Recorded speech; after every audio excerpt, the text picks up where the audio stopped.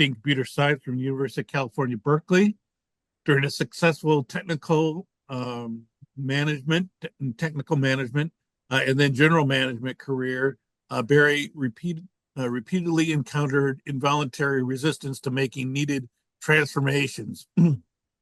That led him to a long-term study of human nature oddities that caused resistance and are now creating a chronic inability to solve many crucial problems, blocking our path to a secure and desirable future, which he reports on today.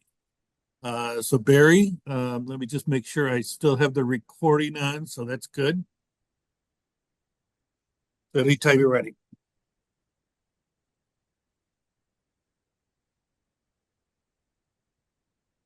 Audio's on. There we go.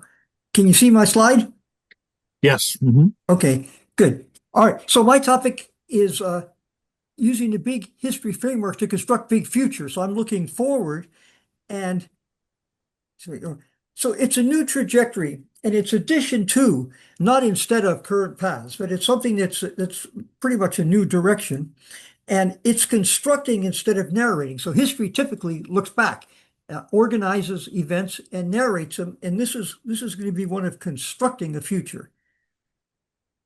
And the pragmatic, actionable purpose of this article, this presentation now, is to construct a positive future. So it's an actionable, pragmatic approach.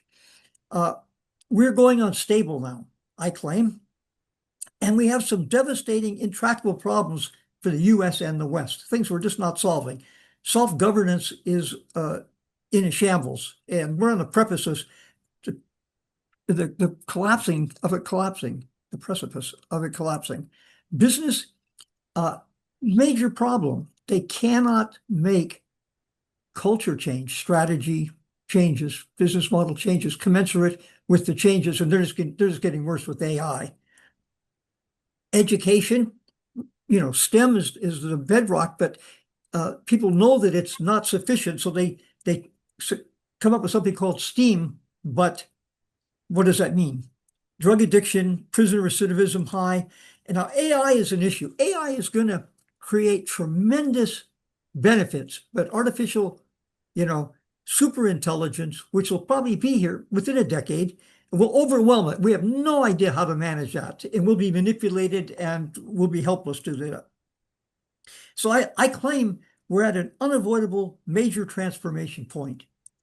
And again, a bold claim that you may want to push back on: the triumphant modern West has collapsed. There's because of those issues we can't solve that the modern West that we know, that we grew up in and our immediate ancestors grew up in, is no longer triumphant. And a fundamental part then of threshold 8 has atrophied and in our context.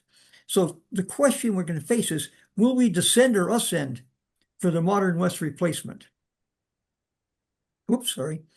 I got something here. Ignore. Yeah, there you go. Okay, so here's something else that I'll justify this as I move forward.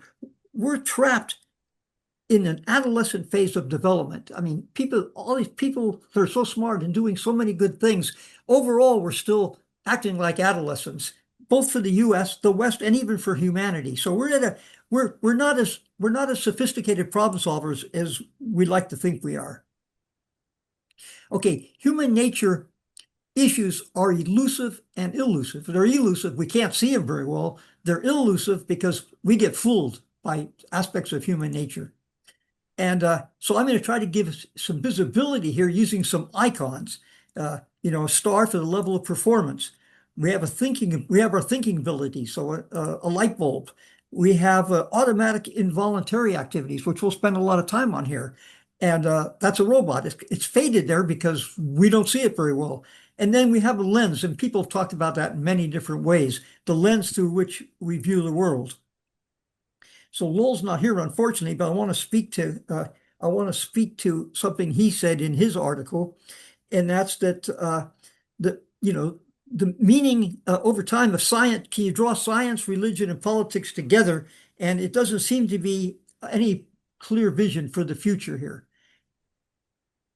And this presentation outlines a possible path to solve those problems that he identifies.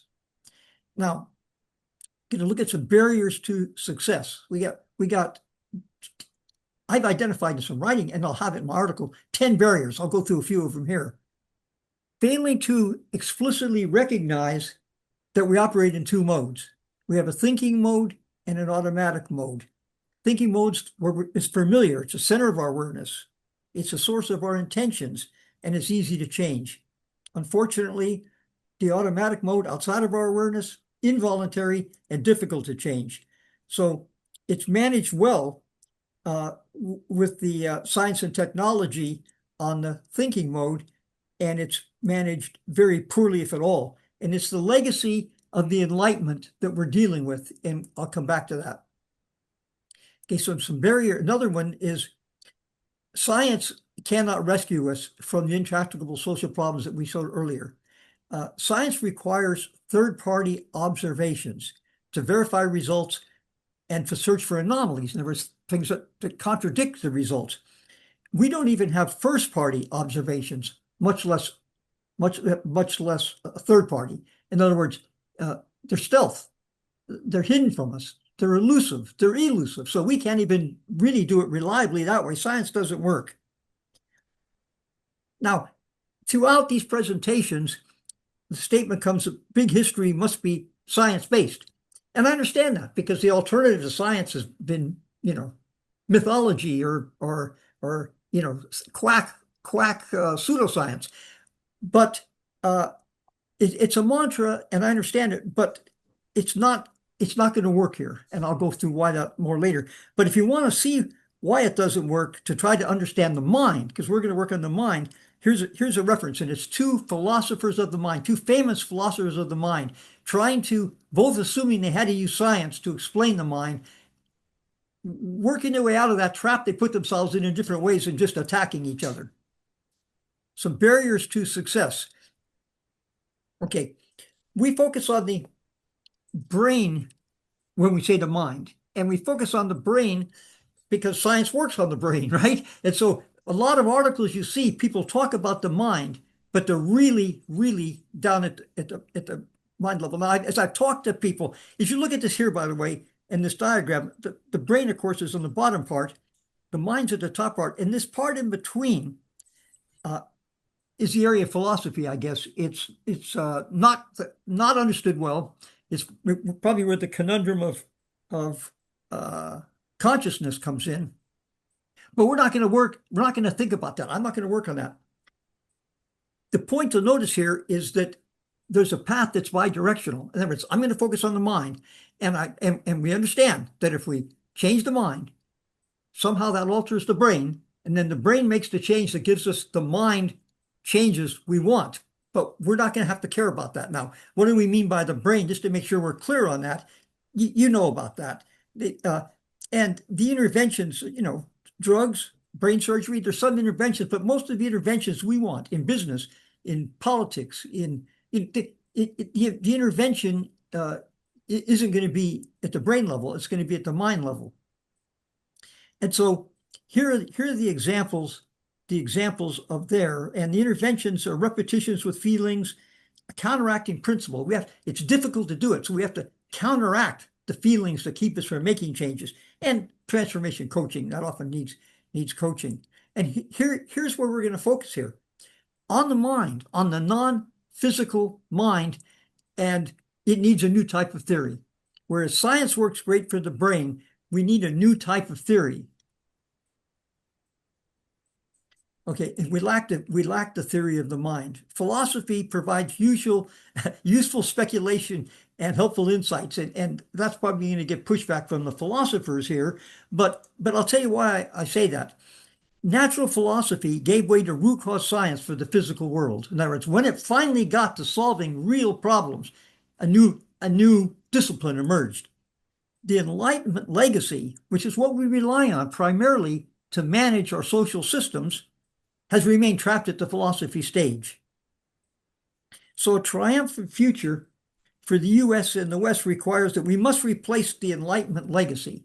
Okay, and that's a fundamental what I'm going to be talking about here. We need a root cause worldview and theory for the mental world. So we have one for the physical world, We need one now for the mental world. Okay, now breaking through barriers. Here, Dave, I'm going to quote you from your presentation. And there's two things there. One, we want to create a more just, sustainable, and flourishing world. We're not on a path to do that right now. And we have to offer, you talk about what we can offer to education. So, I'll address both those. So certainty illusions is something that's really, really important and missing in general. In general, it's missing in terms of what we know how to manage well. So certainty illusions, they're in here certainties independent about their facts. We also have another name I call them beliefs, right? So they're certainties. Certainty delusions are in here certainties opposed to out there facts. So we can have certainties, beliefs that are verifiably don't correspond to facts. And certainty is functions. This is different. And this is when they become misaligned. And that happens regularly in business, right? Business will start out, they'll form a cultural element for the strategy, and it works fine. It's aligned. And then these days, more and more rapidly, the environment changes, and now it becomes gradually misaligned, and it doesn't work. So on this one, certainty illusion is just a general name. It might be aligned, it might not be aligned. The certainty delusions are destroying democracies. I mean, with digital capabilities now, certainty delusions are just running rampant. And this is a major business obstacle on the right one, as I just said. Now, problem-solving worldviews, which we'll spend more time with, are a specific type of certainty illusion, and that's the problem solving. That's how we solve problems. Now, here's an interesting topic for you. The truth is you don't know what truth is. And that is surprising. And it's not just a few people don't, or it's not just that it's a side thing. In general, the whole population doesn't understand what truth is. And I'll tell you I'll get you some more details on that. It's powerful evidence we have not reached the adult level of existence. And if I can demonstrate to you two different types of truths and that they get confused, we're not acting like adult problem solvers. We are on the technology and science side, but on certain things like this, we're not.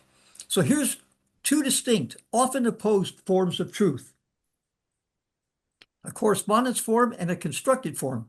Not surprisingly, the correspondence form is our thinking mode. The constructed form is our automatic mode. That one's visible. This one's stealth. It's a certainty illusion. We construct a certainty illusion, and it seems like it's true. So how do we do this on the correspondence? We investigate, we verify. And when you think it's true, most people think it corresponds. We say something's true, well, it corresponds to something out there, but it doesn't necessarily. And the way you get at that, the way that gets constructed is repetition with feelings. So if you've noticed any politicians, for instance, repeating something over and over again with feelings, you see that they're constructing a form of truth that is disconnected. So powerful experiences from constructed truths frequently trump correspondence truths. So people don't look for evidence. They just plain and simply believe something's true that's verifiably false. So that's another reason to focus on the mind instead of the brain. Try to think about how you would go about seeing two different types of truth and what they are and how to change them by looking around inside the brain. Not going to happen.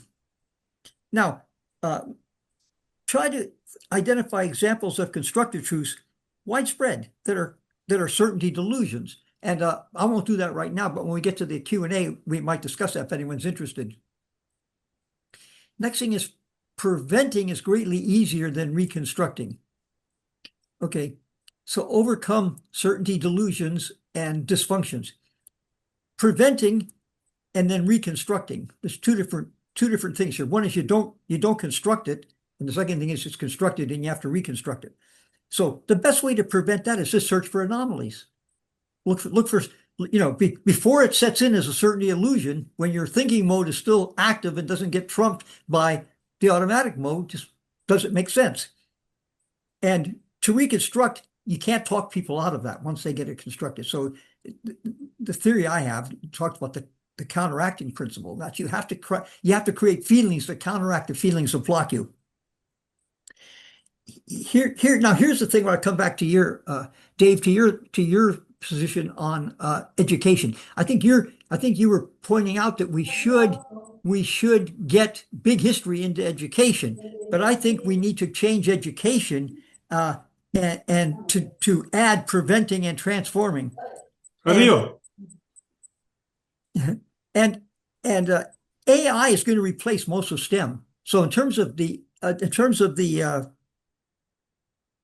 profession of education, a lot of it's just going to be replaced. It'll just do a better job and it'll work fine.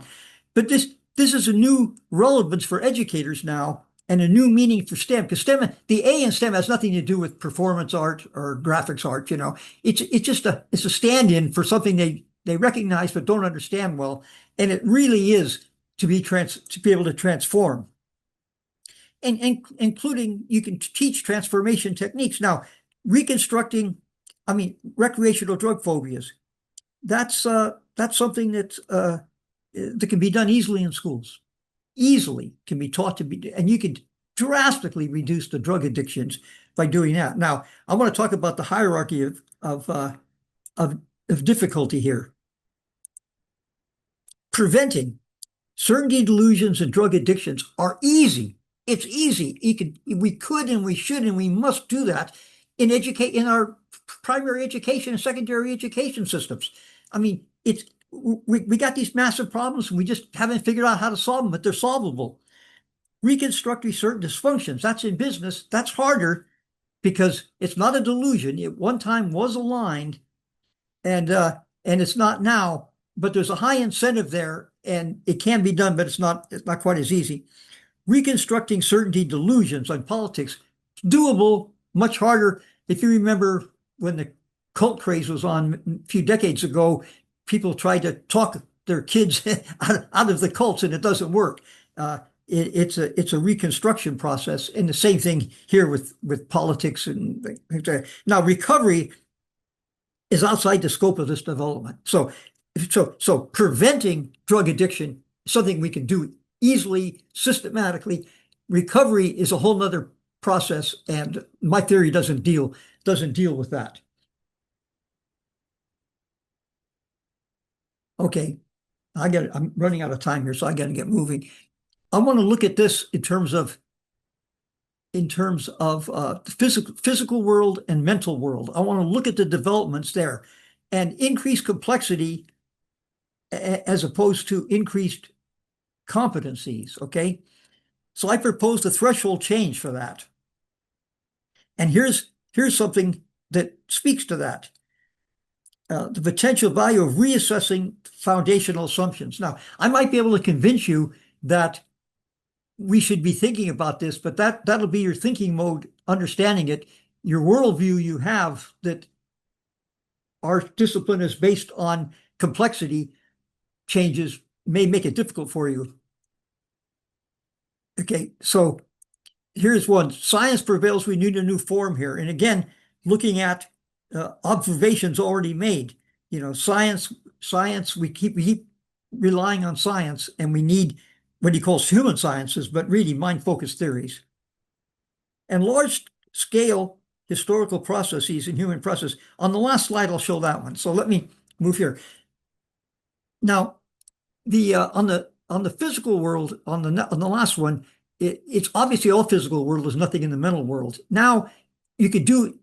If you work in the physical world, you've worked on the brain, perfectly good, great work being done, understanding the brain. How did biological evolution create the brain? Perfectly good thing. On the mind level, you might just look at it, and you can also look at it either way. So both sides, that's there. Now here's where it gets interesting. In threshold 8, science and technology revolution called the modern world. And then I have a lighter one. Two things happened because there was a mental progress, not really a good worldview. And here you're not going to get anywhere looking at it as a physical world thing, as a brain in the brain. nothing changed fundamentally in the brain other than the ones driven by the mind, because it just isn't, it's there. So that's why I'm saying if we look at it in terms of competency, we can start managing some real problems we have. And and now we go to the next one. I presented at the conference 2 years ago, and I talked about threshold 9, and I said it's the top level. We need to have a social revolution. And since then, the world's changed, and AI is coming on, and it's going to create another event horizon, another discontinuous change. So I think that threshold 9 will take both of those, and and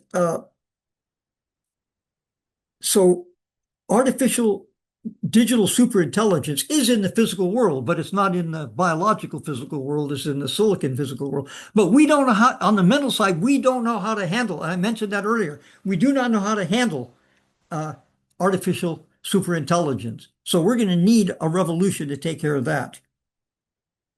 Okay. I'm going to move faster.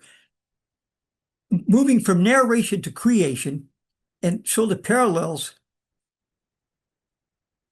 Okay, so highlights massive impact of threshold 9 and opens up a new path for relevance without negating any other work. It says there's nothing about this that says all the other work that's being done is useless. This is the way to go. Nothing like that. It's that this is an additional way to go. This is another platform.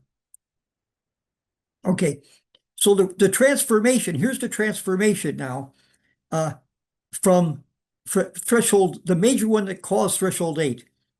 The physical world it's a worldview. The physical world was controlled by supernatural forces to the physical world that we can manage, controlled by natural forces that we can manage. What is and I'm looking for parallels here. What is the equivalent worldview that's blocking us right now from solving our problems? We have a worldview right now, and try to think what that might be. Because, and I can't hesitate here long as I'm running out of time, our in-here certainties inherently reflect out their realities. There's nothing to manage. If it feels real to us, it's real, independent of whether it corresponds with anything out there. So what we're going to here, they're constructions that we can manage, and now we can finally reach adulthood. So we went from natural philosophy to root cause science. Then now we need to go from Enlightenment philosophy to root cause mind theory, that to have a good future. Okay, here's some challenges that were given already in this conference, or at least in the abstract, or the one that hasn't come yet. Here are 3.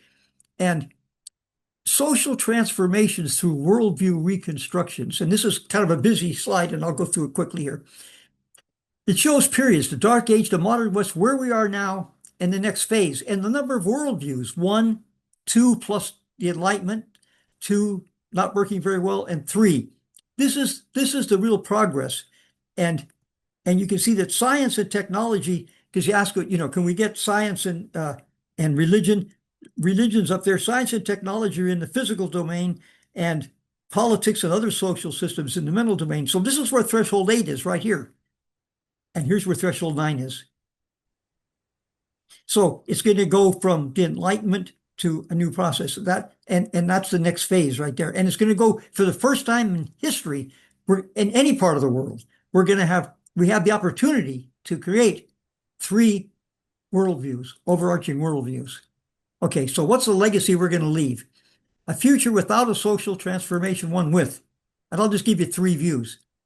The worldview, we got it good for the science part, the physical world part, not good for the mental world part. 2, getting it good for both. We have a star performance in one, and the Enlightenment's flat on its back. It's just failing us. And here we get the mental world looking great. And here's the 2 modes not pulling together at all. The thinking mode's trying to hold up make a star out of a performance, holding up the automatic mode, and here they're cooperating. So, John Adams, there never was a democracy yet that did not commit suicide. We can now avoid that. We're about to do that. I'm convinced we in the United States and in the West are on that path to kill it. In a historical first, we can now directly create a societal transformation.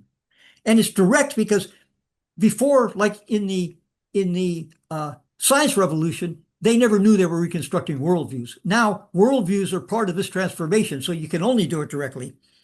And it's not about emerging, narrating, or predicting. It's explicitly constructing our destiny. We have that opportunity now. Okay, that's it. I'm sorry I ran over there. Thanks for letting me go, Dave. Questions, comments? And no problem with the time. Thank you very much, Barry. I know that really worked hard on developing that, and I think it came out really nice. So any questions or comments? How do I get rid of this thing now here? You did it. Yeah, there we go. So I think one of the questions that we had in the kind of preparation meetings was, changing worldviews of people pretty difficult, right? Yes. Yeah. So any ideas of how?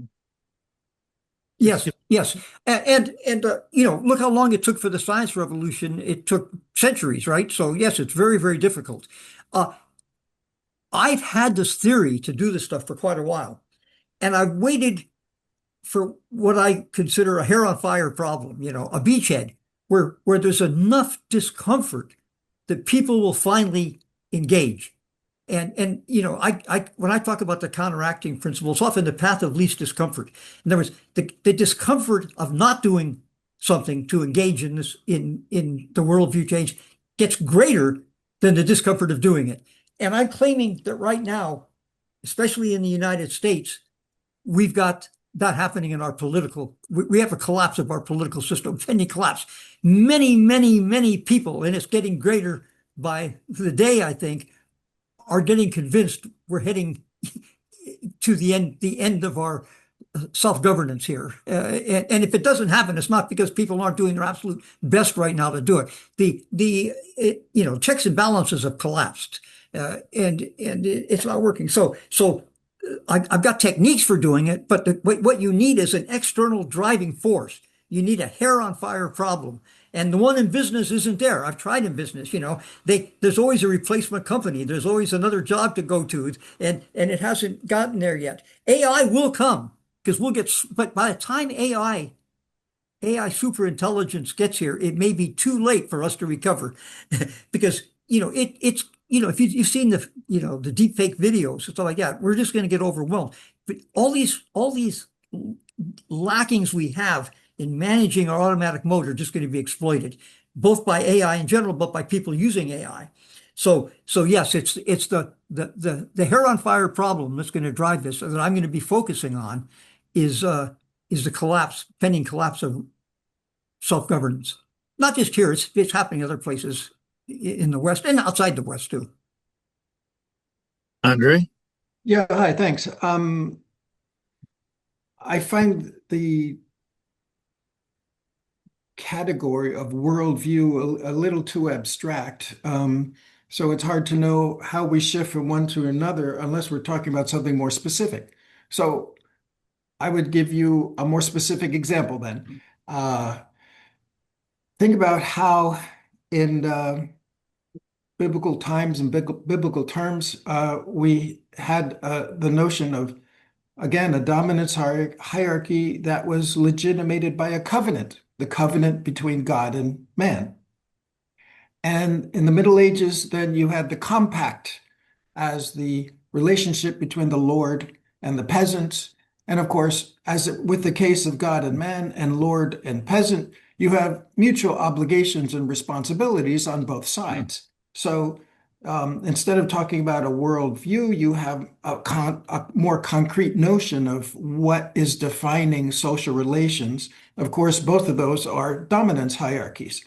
Then you have the beginning of the charter tradition in England, and that's the beginning where the aristocrats got tired of being overtaxed and bullied by the king, and so they wanted to limit the power of the king. And so you have the beginning of the restriction of the absolute power of the dominance hierarchy. And that's followed by the notion of the social contract. So we get Hobbes, Locke, Rousseau, and their struggles to, again, define social relations. And then that leads directly to the American Constitution and the notion of democracy. And so the covenant becomes the compact, becomes the charter, becomes the contract, becomes the Constitution. If you think about those as models of transformation of culture and social relations, I think that gives you a more pragmatic handle than the more abstract notion of worldview. And I would agree with you that, Barry, that there is a crisis right now, and precisely in the United States. Yes. Crisis is the delegitimation of the Constitution, the complete obliteration and blowing up of the Constitution. And perhaps one of the problems there is that the Constitution, as we enacted it, relies too much on normative behaviors. And in a post-Trump world, we're going to have to legislate some of the normative behaviors that was enabling the Constitution to be a successful dominant way of thinking about social relations. We're going to have to, in other words, the Constitution has to be a living document, as opposed to those nut jobs who believe that it's some kind of originalist document. And of course, they know what the original interpretation means. And the original interpretation is anything that they believe and want to do and screw the rest of us with. Exactly. Whatever is convenient for them. Original, because they know what God said and they know what the founders said. And of course, that's how we get high priests, and that's how we get cultists, and that's how we get dictators and plutocrats who tell us, because they know what reality is. So it's a question of, I would try to ground your argument in these more concrete examples of how we think about social relations. And as documents, these documents raise the critical question of critical thinking. And I think that's where you were going, critical interpretation. And I would just try to ground your arguments more specifically. Thanks. Yeah, thank you. Yeah, by the way, I view the period between, say, the Renaissance and the West, because this is the West I view, from the West until just before the end of the 1700s, where a lot of things came together, as the worldview wars age, where there was just worldview wars going on, and those are. I consider you gave a lot of examples of those worldview wars. By the way, worldview I gave in this presentation here is a specific type of certainty illusion, and a certainty illusion is something buried in an automatic part of the mind that's a certainty. It gets put there usually by repetition with feelings, and you don't see it, you can't measure it, you can't directly access it, you can't see the content, but it's there. And we need to start dealing with it because we don't manage it well now. And so the one that's more clear in terms of the worldview change. So that's the Enlightenment that informed the United States and got us going. The one that's more clear is, and that's on the social side. On the scientific side, the worldview change there is clear to me. And that's, there was a fundamental belief throughout the West that supernatural forces prevailed in the physical world. You can't solve problems if you believe that. The belief that took a long time that set in was natural forces prevail. And now once natural forces prevail, you can start investigating them and find out what they are and start learning to manage it. But when you have a belief that it's supernatural forces, you don't look. Yes, and that's paralyzing. Worldviews paralyze. They both enable and disable you. Yeah, I would just say that again, I think worldview is too broad a category. I would ask you to ground it more specifically. And on your notions of AI, I'm terrified of AI. Think about what the internet has done with, for example, spreading viral videos of hate speech and fascism and just awful And stuff. it's going to get a lot worse. Because the people who control that nexus of communication make tremendous amounts of money on advertising by having viral videos. And even though the hate speech is actually a very small percentage of what is actually input, it gets magnified to, spread across the internet like wildfire because they attach advertising to it. And imagine then the abuses of AI. So I don't see unregulated AI, as any means or form of some kind of transformation. I see it as another example of technology leading to a potential apocalypse. For example, AI, I saw, I think it was 60 Minutes. They had one guy at one AI company trying to stop its artificial intelligence engine from enabling people to create a new virus that would wipe out the human population. Right. Yeah. And They try to put one guy doing that for the entire planet, and they're releasing this. It's like releasing machine guns to everybody on the planet and saying, be responsible. By the way, that's what we do in this country, don't we? We give out weapons of mass destruction. We celebrate giving those to everybody. Yeah, it's a big business. Yeah, right. Yeah. Anybody else? Oh, here's. Yeah, Alexander, sorry. It seems that AI is very scary for us. But if we consider the Kardashev scale, notice that AI does not improve our level there. So it would not be a transition indeed if we reach a level of a singularity in Kurzweil sense.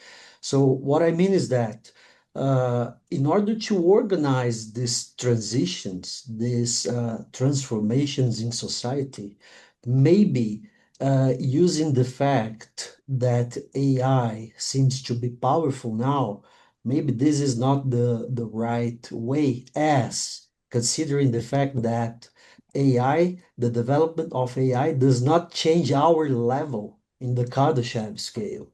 If it changes from 0.7 to 0.8, not to level 1, which would be a technological civilization indeed. All right. Thanks a lot for your talk, Barry. You know, Yeah, thank you. Carl? Um, I think since the Renaissance, diversion or the idea between utopia and dystopia has changed. It used to be heaven and hell, and now it is either we make it here or destroy ourselves. We are involved in the real making of utopia or dystopia. It was always a little abstract. It's coming after we're dead, basically. And as to truth, well, what Enlightenment actually did, there's one thing I make this clear always with navigation. We know now with the GPS, we know in advance from A to B, I will arrive in 2 hours. Conditions change, the GPS said, oh, go a few streets over there or something, it takes 10 minutes longer. There is something in this predictive environment. I mean, can call it, we know a priori, basically, where we're going and what will happen. And that's the difference between metered out, the world is metered out, measured out. And we kind of know the possibilities, and then you attach this to the reality, and that seems to be the failure so far. I guess that we understand the way things appear and the way they are. That has really changed since Kepler and Galileo. I mean, Copernicus was still. It was more almost like something aesthetic or something. He said, yeah, we turning around the earth, but Kepler metered it out. And he did it without the telescope. It was all basically done by observation and measurement. And the sun still appears. It goes up, it goes down, and whatever. We can't change that. But the reality, what the scientists actually do with their experimentation, they meter out the world And then they create these possibilities, which you then have to translate, via technology into reality, basically. And I don't see that we can ever get away of this perception and illusion thing. You have to basically understand this new mode of being in the world, that there is certainty, but the certainty comes through the categories. And then, sure enough, when you go to the engineering side, it comes through inventions and all of this. And, where you then kind of now technically show you actually can control these aspects of work via using natural forces. And but that never goes away. There needs to be some kind of I guess foundational theory of science we need to be able to lay down, where we then can operate from. It needs to be almost like univocal. You can't have always 10 theories of something. I mean, and that seems to be, I think, one of the biggest problems. When I listened today to this one presentation, you have something univocal, and you need to basically operate from the same kind of sheet of paper. But to do this, in psychology, for example, there are psychoanalysis, Gestalt psychology. You have 10 theories. Sociology, it's the same issue all the time. How do we arrive? Which of the sociologies is actually the one with which we can really operate? And maybe that is almost like a task to have this in working groups almost kind of figured out. I know only because I majored in psych, and these were the discussions I was involved in. Is psychoanalysis good? Is it Gestalt psychology? Is it behaviorism, cognitive and humanistic? And at the end, you need to figure out, when you talk about memory, perception, emotion, motivation, and so forth, where do you come to a terminology? And you have to then go through this evolutionary process. Where does motivation start? Are reptiles already motivated or something? Or you know what I mean? You have to figure out where these functions come in, and then arrive at the human level, what is specific to humans, that because surely we are different from animals. And a whole bunch of this is really related. I know I give tomorrow a short presentation, and I would like to have this all in one blob, this definition of science, and then how we got even there as human beings, and have maybe a discussion about this, because I realized what I was working on, there's no way that I can put this into 15 pages, but I have a few ideas maybe that are worthwhile to represent and maybe discuss. Mm-hmm. Okay, so I pointed out in my very first slide, I think, I've got a very specific purpose. There are some currently unsolvable problems that are going to destroy the way of life that we're used to, our freedoms, our representative governments.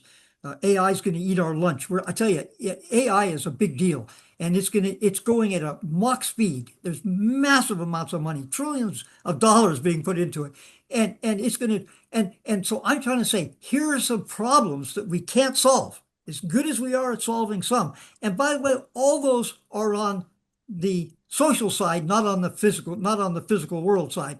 And so, and I also say that science, by the way, another practical way to look at this, Carl, is if science was good enough, if that thing, would succumb to science processes, the many brilliant people at our universities in the so-called social sciences would have solved some of those problems by now, and they haven't solved them. So if you haven't solved them, then you better look at what are we missing. Now, in the article that I'll write for this, I gave a few barriers. There are some specific barriers that I've identified that we have to overcome to allow us to break through some, and we have to break through those. And so, yes, there's lots of different theories, and someone can build a different theory, and someone can build quack theories on this. But I'm saying now, whoever builds a theory better look at those 10 barriers that I'm talking about that are keeping us from solving very specific problems that are negatively impacting and could potentially drastically negatively impact our lives. And what are we going to leave for our posterity? If we don't take action to start solving those problems, we're going to leave to our kids and grandkids and posterity a life much, much worse than the ones we enjoyed living previously. I sure agree. Basically, making big history is as important as the theory of big history, and making big history would exactly be this, solving these problems. Yeah. Well, most of big history looks backward. I'm talking about not narrating but constructing. So Yeah. that's a difference. It's actually using the framework of big history and comparing what happened with threshold 8 and getting a parallel to a potential threshold 9 and using that framework, which will help, I think, get people understand what we need to go through now.